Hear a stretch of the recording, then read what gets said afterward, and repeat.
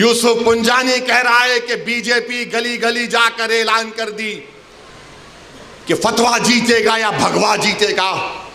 अरे जब सियासत नहीं आता करना तो मत करो, दुआ करो या हिकमत अमली से इख्तियार करो। नहीं, हमको सब चीज होना। देख लिए क्या हुआ। अब किधर है आप, किधर है नहीं मालूम। कहां है वो लोग जो औरंगाबाद में बोले थे इम्तियाज जलील को वोट मत दो। मैं जब कह रहा था तो कोई बोल रहे नहीं। अस्सलाम वालेकुम वरहमतुल्लाहि वबरकातुहू। दोस्तों, असदुद्दीन ओवैसी साहब का ये बयान बड़ी तेजी के साथ वायरल हो रहा है, जिसके अंदर असदुद्दीन ओवैसी ने बड़े गुस्से का इजहार फरमाया है।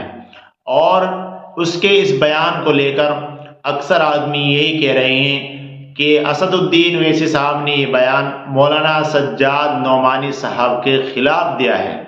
अगरचे उन्होंने अपने पूरे बयान के अंदर नाम किसी का जाहिर नहीं लिया है, लेकिन उनके बयान को सुनकर इस तरह वाज़ेह हो रहा है कि उन्होंने आया ये बयान मौलाना सज्जाद नोमानी साहब के खिलाफ ही दिया है।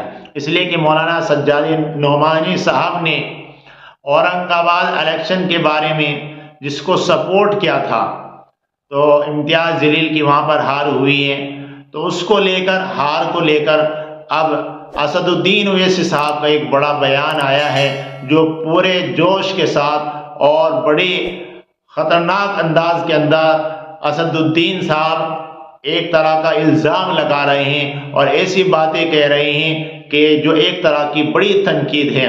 आइए मैं आप हजरात के सामने असदुद्दीन ओवैसी साहब के उस पूरे बयान को सुनाता हूँ। आपको सामने आप सुनकर देखिए कि क्या उन्होंने मौलाना सज्जाद नोमानी साहब के खिलाफ ये बात कही है। कह रहा था तो कोई बोल रहे हैं मत बोलो, इनको क्या है, ये भड़काऊ भाषण दे देते, इनको क्या है, इनको टीवी पे जाके बोलने का शौक है। आज क्या हुआ महाराष्ट्र के चुनाव में, क्या बीजेपी ने क्या कहा जा जाकर। आज हमारे पास करण जैसे, क्या नाम है, यूसुफ पुंजानी आकर तकरीर करके गए, मैं इलेक्शन जीतने का हार गया। उन्होंने कहा कि बीजेपी ने पूरे महाराष्ट्र में प्रचार कर दिया कि फतवा जीतेगा या भगवा जीतेगा। बताओ ये कौन है लोग। अरे आपको अगर इलेक्शन लड़ना है लड़ो, आगे बढ़ो, सिर्फ बैठ कर ऐलान करने से नहीं होता। इलेक्शन लड़ो, मालूम होता आपको कैसे वोट हासिल करना पड़ता है। एक आलिम दीन मुफ्ती इस्माइल आपके सामने जो इलेक्शन लड़ रहा भी है, मिंबर रसूल पर आपको अच्छाई को बयान भी करता है और चुनाव भी लड़ता है। मगर यह क्या बात है कि इलेक्शन आएगा इनको वोट दो, उनको वोट दो। अरे आप लड़ो, आप नहीं लड़ सकते तो अपने दामाद को लाओ, चलो लड़ो ना, क्यों नहीं रोकना। नहीं, हम इनको बोलेंगे, उनको बोलेंगे। क्या हुआ, आपने बीजेपी को हैंडल दे दिया। यूसुफ पुंजानी कह रहा है कि बीजेपी गली गली जाकर ऐलान कर दी कि फतवा जीतेगा या भगवा जीतेगा। अरे जब सियासत नहीं आता करना तो मत करो, दुआ करो या हिकमत अमली से इख्तियार करो। नहीं, हमको सब चीज होना। देख लिए क्या हुआ। अब किधर है आप, किधर है नहीं मालूम। कहां है वो लोग जो औरंगाबाद में बोले थे इम्तियाज जलील को वोट मत दो, उस समाजवादी पैंडेट को वोट दो, बोले थे। अरे चेहरा दिखाओ औरंगाबाद के अवाम के सामने तुम। अरे लिफाफों पे जिंदगी गुजारने वालों, शर्म से डूब मरो तुम।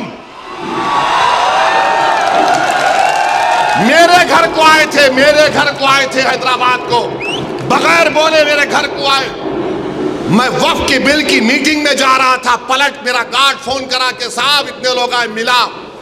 घर पे आए तो मैंने कहा कि मेरा घर इतना बड़ा नहीं है, आप लोग 20 लोगों को ले लीजिए। 20 लोगों को बिठाया, वो बात करे, मैं बात करा, लेटर लिख के दिए, इनको टिकट दो, मला मैं गौर करूंगा। फिर जाने से पहले मैंने एक अल्लाह के वली के अंग्रेजी कुरान का तर्जुमा जो तुर्की का छपा हुआ है, उसकी 4 कॉपियां इन जिम्मेदारों को दिया कि आप मेरे घर को आए, ये एक अल्लाह के वली की कुरान का तर्जुमा है। एक एक के हाथ में दिया। तो औरंगाबाद जाके बोले हम घर को गए थे, हमारे को चाय तक नहीं पिलाए। अरे आप पहले से बोल देते तो नान खलिया खिला देता मैं आपको। मेरे को नहीं मालूम था कि तुम मेरे घर को खाना खाने आ रहे। अरे तुमको कुरान करीम दिया ना हाथ में, अल्लाह का कलाम तुम्हारे हाथ में दिया, तुमको उसका भी लिहाज नहीं है और तुम दावा करते हो कौम का। बहुत बोल सकता हूं, याद रखो मेरी जबान को लगाम नहीं है, तुम्हारा घर से निकलना महाल कर दूंगा अब मैं यहां पे। मेरे भाई इमाम शाफई मुफ्ती साहब बैठे हुए, इमाम शाफई रहमतुल्लाह अलैह का जमाना है।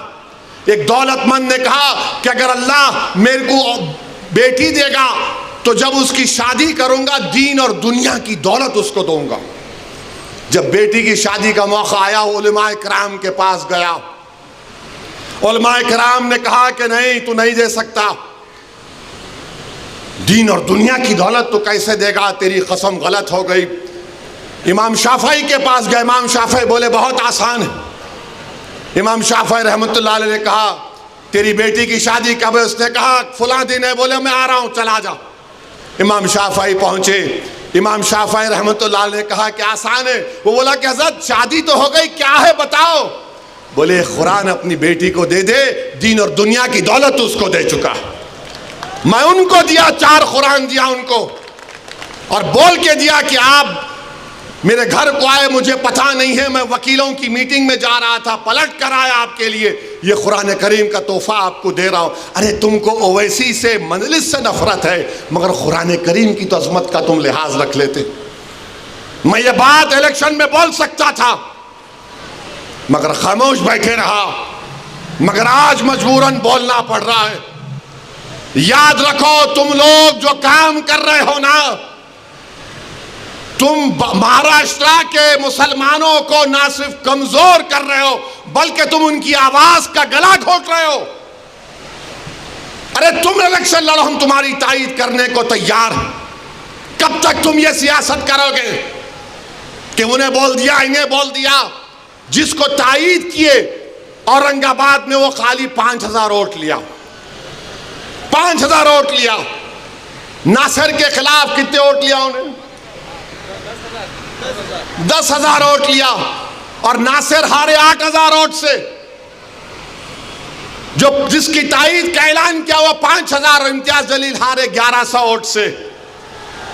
धूलिया से फारूक शाह के खिलाफ आपने ऐलान किया, वो 10,000 पे निपट गया। फारूक शाह 70,000 वोट लिए,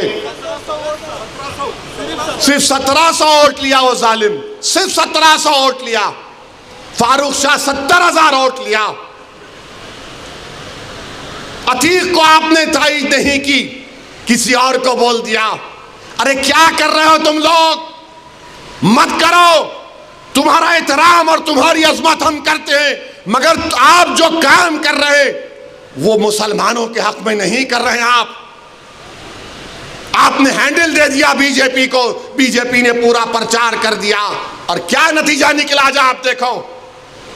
कल ये बीजेपी की सरकार अगर कुछ करेगी तो कौन आके लड़ेगा? आप आएंगे रोड पे? यही इम्तियाज जलील, यही फारूक शाह, यही मुफ्ती इस्माइल, यही नासिर सिद्दीकी, यही फारूक शाब्दी, यही वारिस पठान मैदान में उतर के मुकाबला करेंगे। मेरे भाई पहचानो इन लोगों को।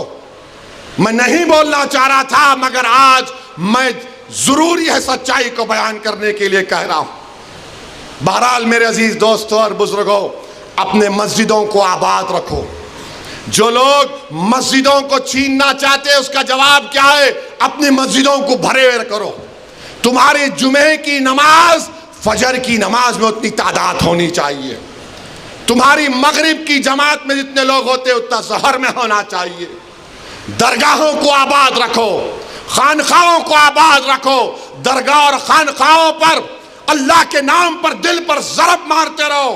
डरने और घबराने की जरूरत नहीं है। जो ताकतें मस्जिदों को छीनना चाहती हैं, अल्लाह कुरान में फरमा दिया ये सबसे बड़े जालिम हैं, ये सबसे बड़े जालिम हैं। अब ख्वाजा अजमेरी के आस्थाने तक आप पहुंच गए, सलीम चिश्ती के आस्थाने पर पहुंच गए। याद रखो जालिमों, ये वो सूफिया इकराम हैं जो बादशाहों की तरह दौलत नहीं थी। ये वो वली अल्लाह और खुतुबुल वक्त है जो फटे हुए कपड़ों पर बैठकर हुकूमतों को अल्लाह की बारगाह में दुआ करके बदला देते हैं। जो फटे हुए कपड़े पहनकर, वो जिनके पास खाने को नहीं था, मगर अगर वो कसम खा लेते तो अल्लाह उनकी कसम को पूरा कर देता। तुम ख्वाजा अजमेरी के आस्थाने पर चले गए, तुम सलीम चिश्ती के आस्थाने पर चले गए, तुम मस्जिदों पर चले गए। अब तुमको इंशाअल्लाह ताला शिकस्त होगी, इनको शिकस्त होगी। आप देखना, अरे ख्वाजा का आस्थाना आबाद है, मुगल खत्म हो गए, ख्वाजा का आस्थाना आबाद है। अंग्रेज खत्म हो गए, ख्वाजा का आस्थाना आबाद है।